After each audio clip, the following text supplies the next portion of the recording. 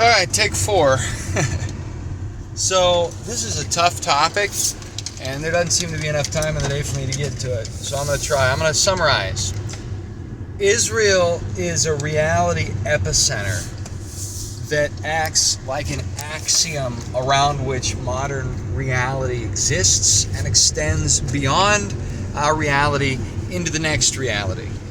That's the fundamental thesis here. And to think about Israel in the same way you think of any other country at any other time in history is to admit not understanding history or the reality we live in.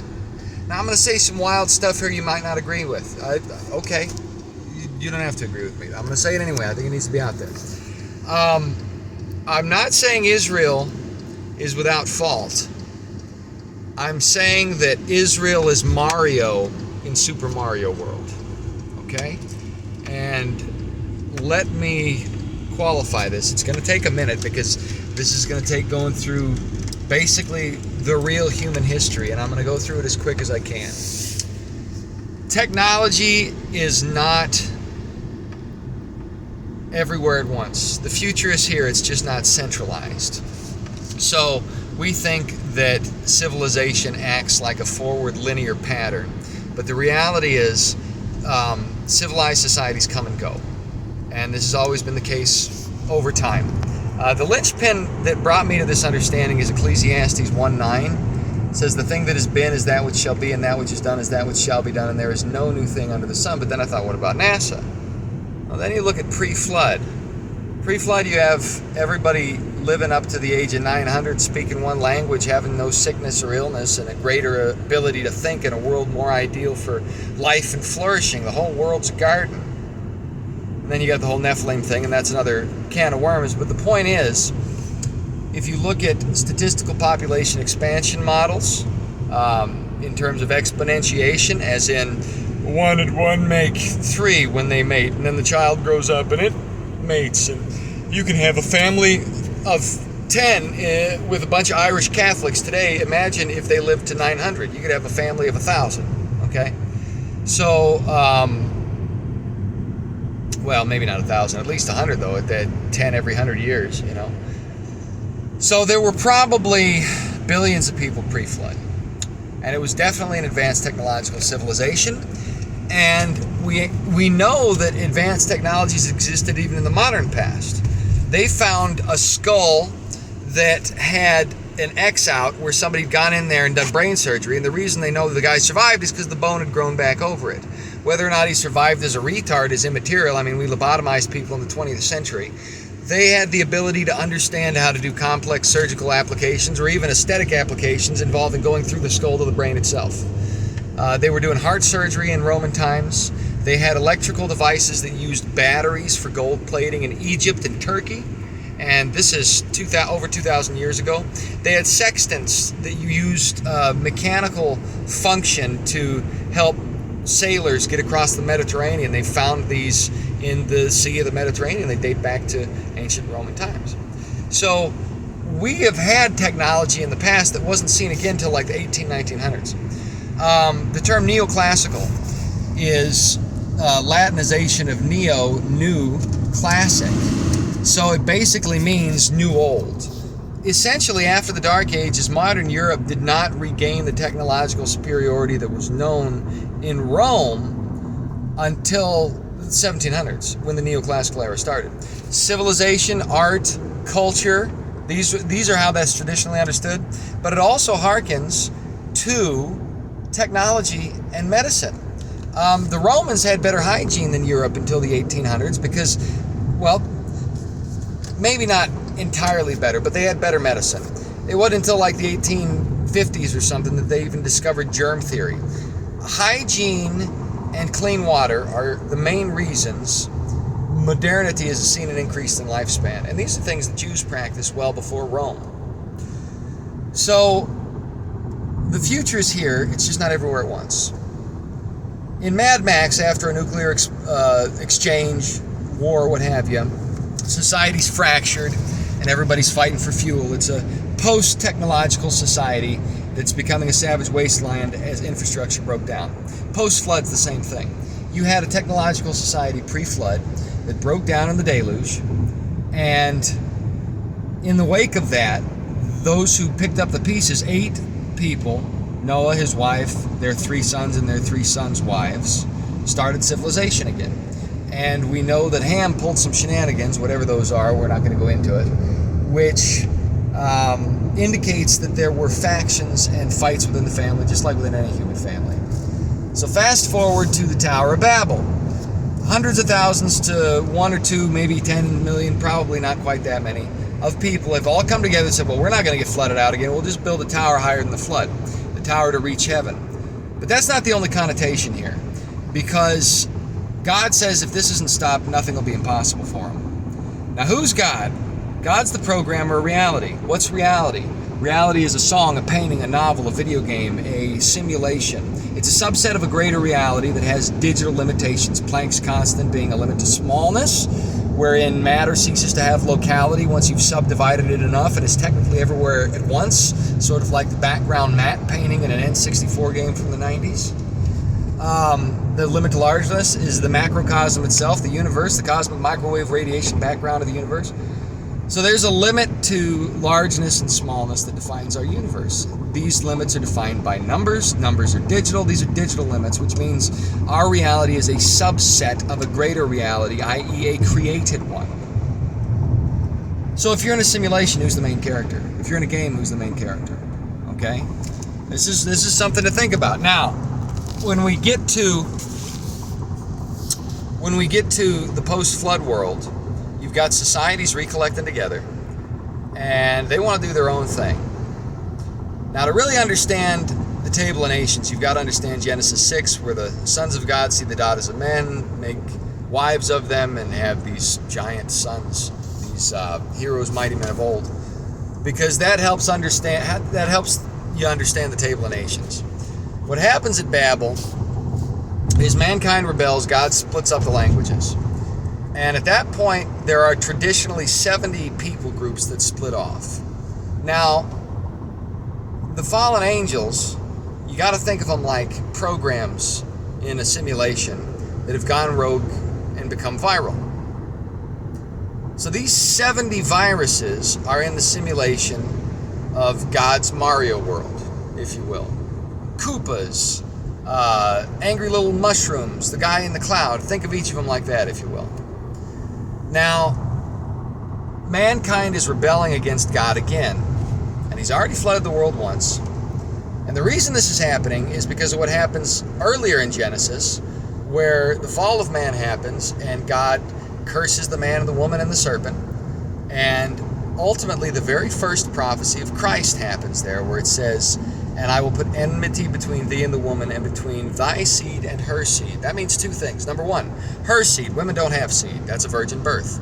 Number 2, thy seed, the seed of the serpent. There is a seed of the serpent. And thou shalt bruise his heel, and he shall crush your head. So the seed of the woman, the Messiah, is masculine, and it beats the devil's seed. What Chuck Missler calls this, he's an engineer who became a biblical theologian and historian, he calls it a seed war. And you might call it a descendant war, if that's easier to understand.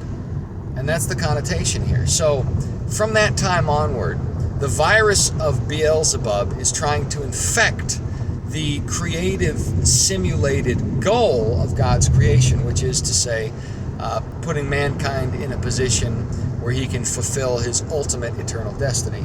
And that's broken through sin and fixed through Christ. The devil doesn't want that to happen.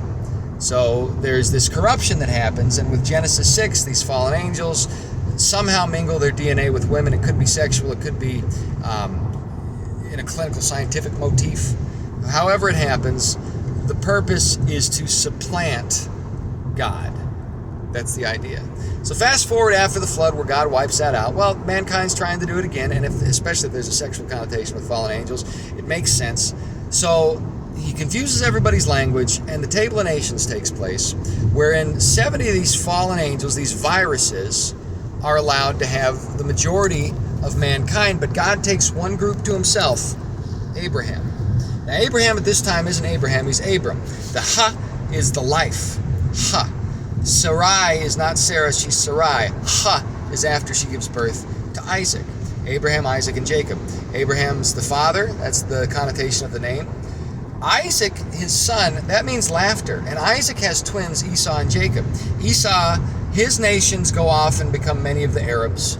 Jacob becomes Israel. Israel is Hebrew for one who struggles with God. So the nation of Israel is named one who struggles with God, which is sort of foreshadowing for the entirety of Israel's history, in that Israel is always struggling with God, even though they're God's chosen people. So they are the standard bearer of God in the simulation of reality, whereas other nations, with their viral demigods, the rebelled fallen angels who set themselves up as deities, but in fact they're just like Clippy the paperclip in Microsoft Word with a bad attitude. They're like an AI helper with a bad attitude.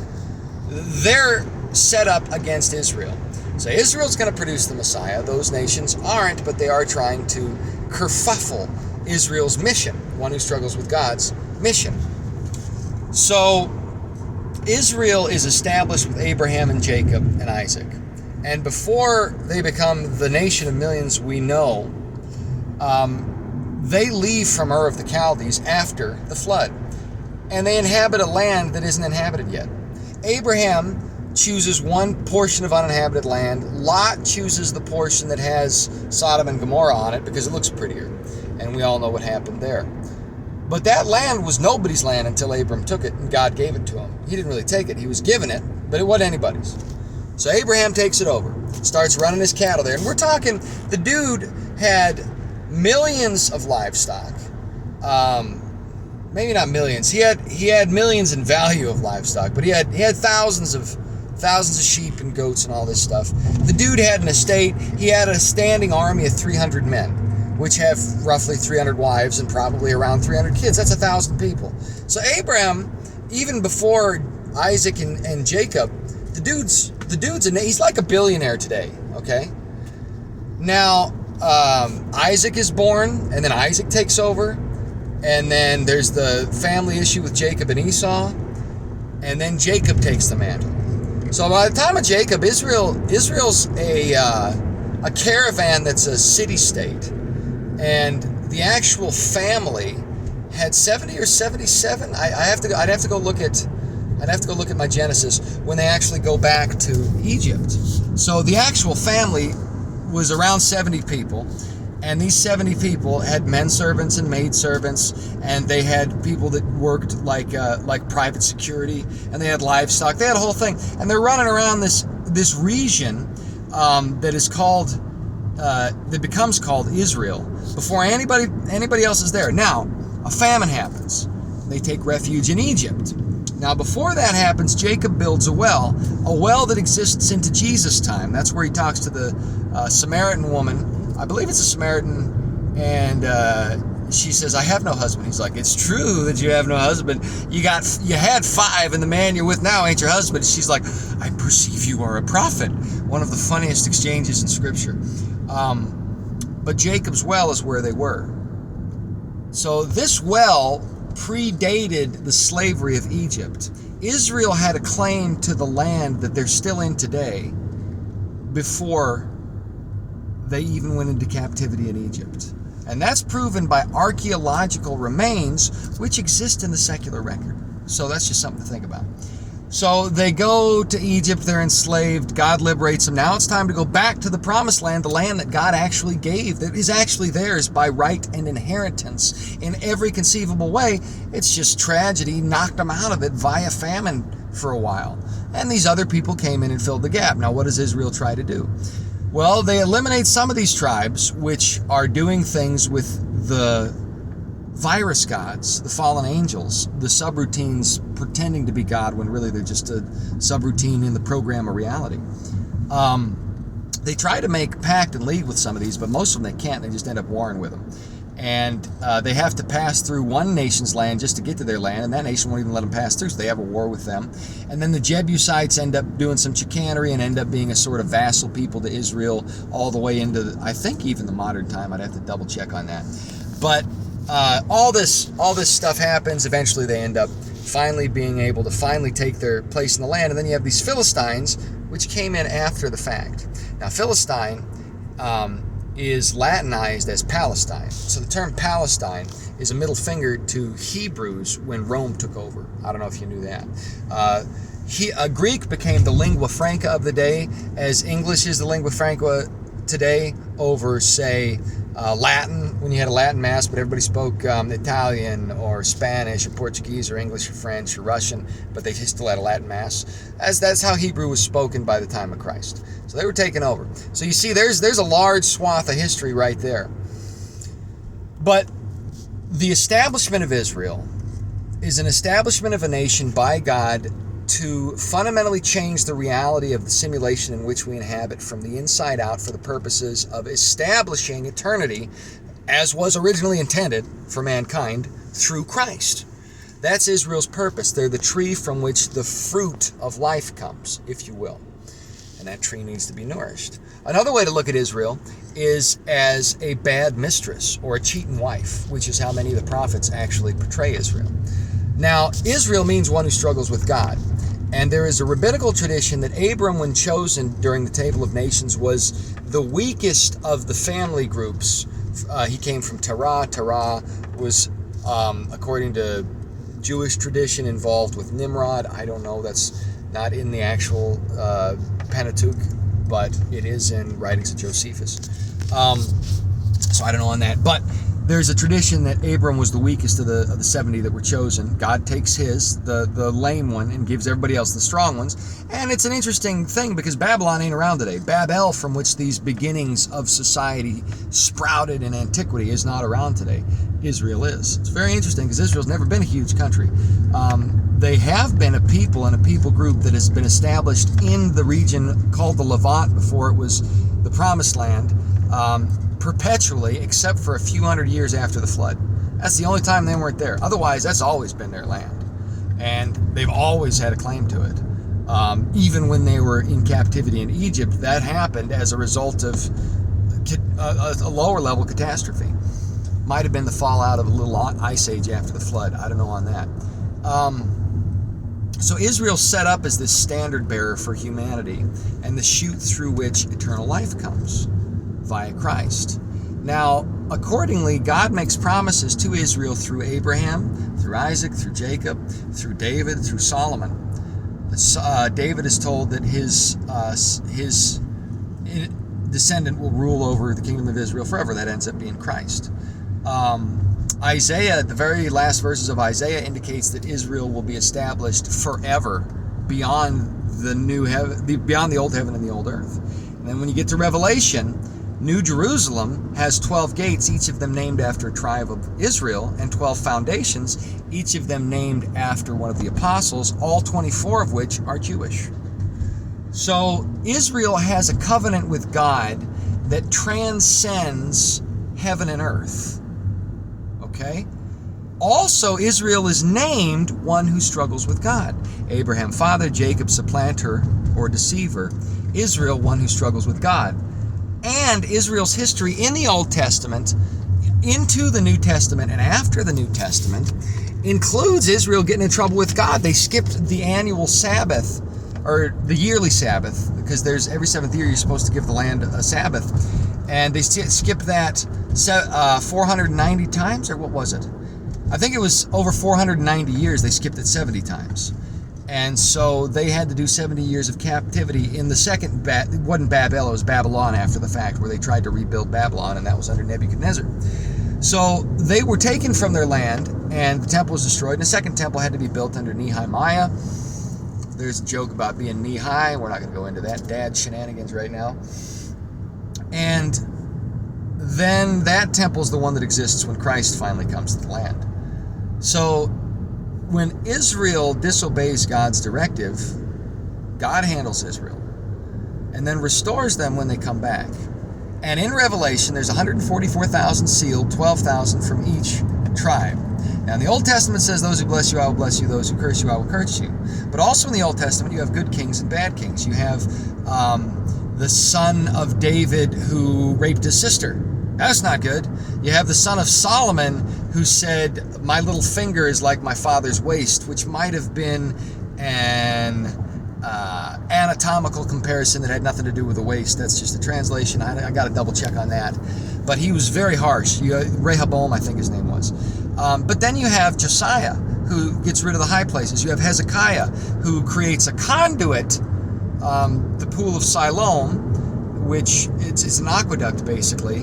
And that's a key that the temple isn't actually at the Temple Mount. That's a whole nother discussion. But you have good and bad kings, and God's still with Israel.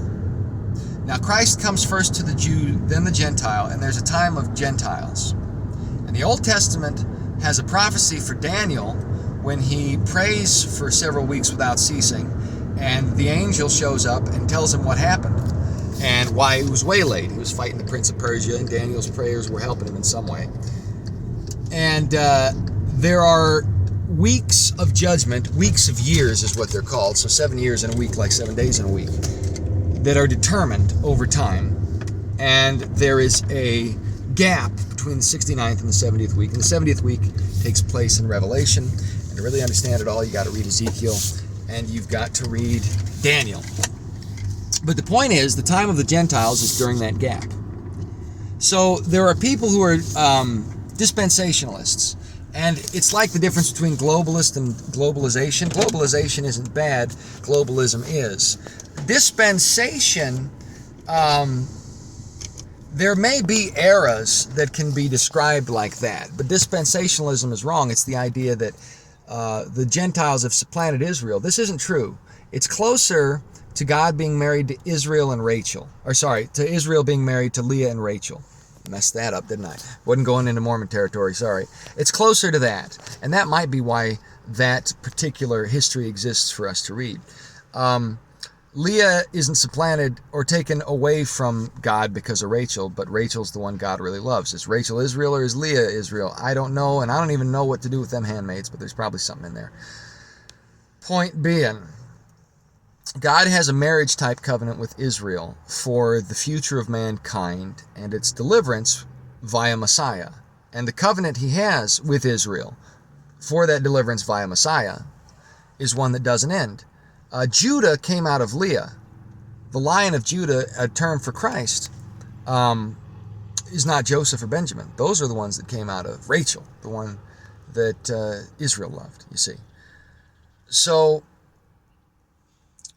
God's promises to Israel don't have a timestamp on them or a dispensational switch. But that doesn't mean there isn't a place for a different relationship between God and mankind. What's happened is Israel retains its special relationship with God, scripturally before and after Christ. But Christ makes it possible for all mankind to come to God without the covenanted law nature that defines Israel's relationship with God. Now, after Christ, anybody who wants salvation can have it. Before, you could still have it, but you'd have to go through the Jewish custom. Basically, Christ takes the portion of the law on himself. And that's why he's the propitiation for sins, the scapegoat, if you will, for all mankind. Before that, you'd have to go through these rituals in Israel because there was a different covenant. There was a different program, a different operating system for reality. Christ is like the update to the operating system, if you will. But just because you've updated the operating system doesn't mean you get rid of the data that was on your computer before, you see.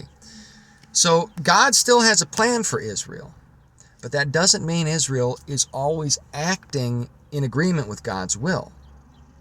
However, that also doesn't mean it's our place to be admonishing God's lady, if you will.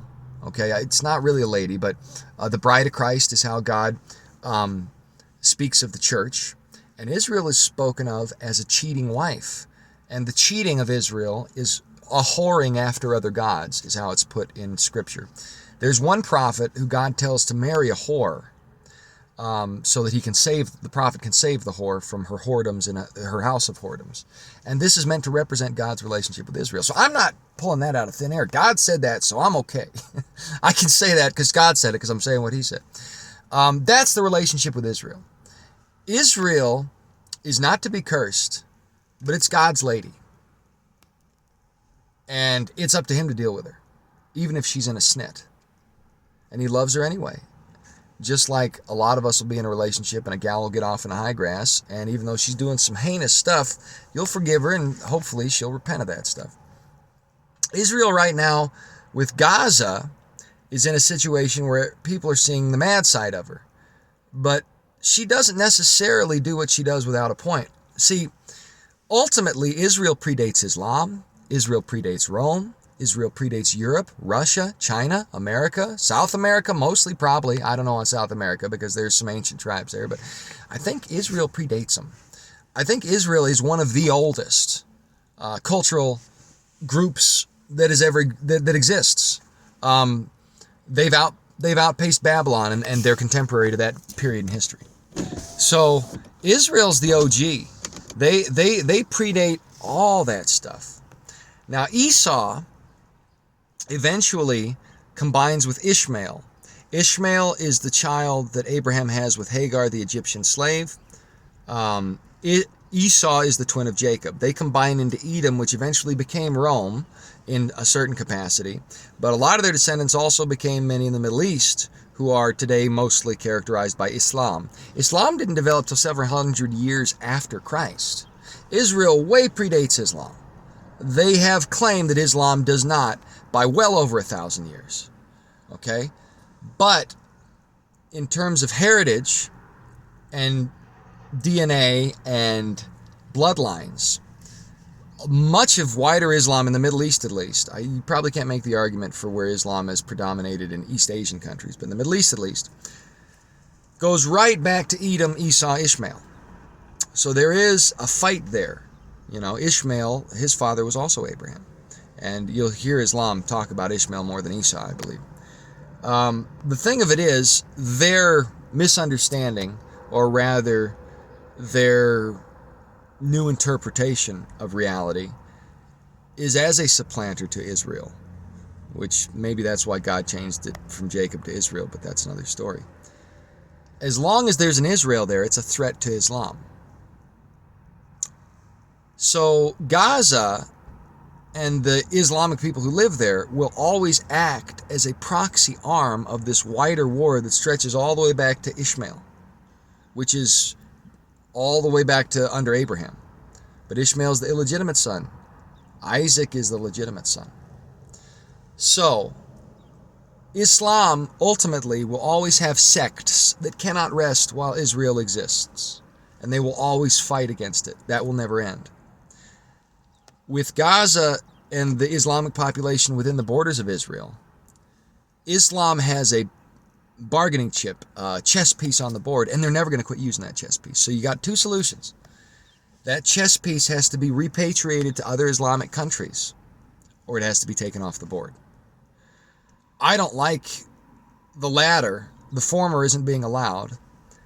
If Israel allows them to remain, there will be continued attacks. Interestingly, in the Old Testament, Israel is told to take out certain tribes that are genealogically related to those in Gaza today. But there's also this to misunderstand, or rather to get straight in your head. There have always been Jews in Israel. Even after what happened in Rome when Jerusalem was sacked, Jewish people remained in Israel and stayed there to the present day. It's just the majority of them didn't. Not everybody could leave. And not everybody who couldn't leave died. So there's always been Jews there. It's just the people were chased out, and this is foretold in Revelation. The woman who gives birth to the child, which is Christ, is chased by the beast, but then God takes her to the wilderness for a time, times and half a time, and the beast goes and makes war with the seed of the child, which is Christians. So that's the diaspora. And so right there in Revelation, Israel is still playing a major part. And in the Old Testament, it says that Israel will be scattered from the land, but will return to her homeland, resume her original language, and start sacrificing at the temple again. The third temple, which isn't there yet. So the third temple isn't there yet, but it's going to be. So whatever's happening with Gaza right now, Israel's going to be triumphant on that. Because they're God's lady, even if they're out of line. So we shouldn't be putting ourselves in a position of enmity with Israel right now, because she's God's lady. And even if she's wrong, there's honor involved there, you see. But she is acting out in certain respects. So what do you do with that? I don't know. I leave it to God. But Israel will survive into the millennial reign. Christ rules from Jerusalem over the whole world. And then New Jerusalem is a cube the size of the moon. If you cut the curves off and made it a cube, that's how big it is. 1,500 or 12,000 stadia is 1,400 to 1,500 miles. So just cut the curves off the moon. That's New Jerusalem, and it's going to come down on a new heaven and a new earth. It's just wild to think about. Israel transcends this heaven and this earth into the next. 12,000 sealed, they're not Jehovah's Witnesses. They're from each tribe of Israel. So there are covenant promises between God and Israel that haven't been met yet, and which the church cannot meet because they are specific to Israel. That doesn't mean they get a free pass. Remember, the Pharisees and Sadducees were Jewish. They were part of Israel. They crucified Christ, and Israel was judged for that. But hatred of Israel, anti-Semitism, is fundamentally satanic because of the seed war. And it's an infectious sort of thinking that puts the errors of humanity in place of forgiveness for the sake of vengeance. So people get angry when they see what appears to be a genocide of people taken under a 20th century, 21st century context, where it's assumed that all that happened before 1900 doesn't matter. But all that happened before 1900 led to today's situation. Okay? So you wouldn't have the geopolitical, economic, civilizational reality we have today if not for what happened in Israel, what happened in Babel, then what happened with Abraham, then what happened with Israel, then what happened in the Middle East, then Rome and all that.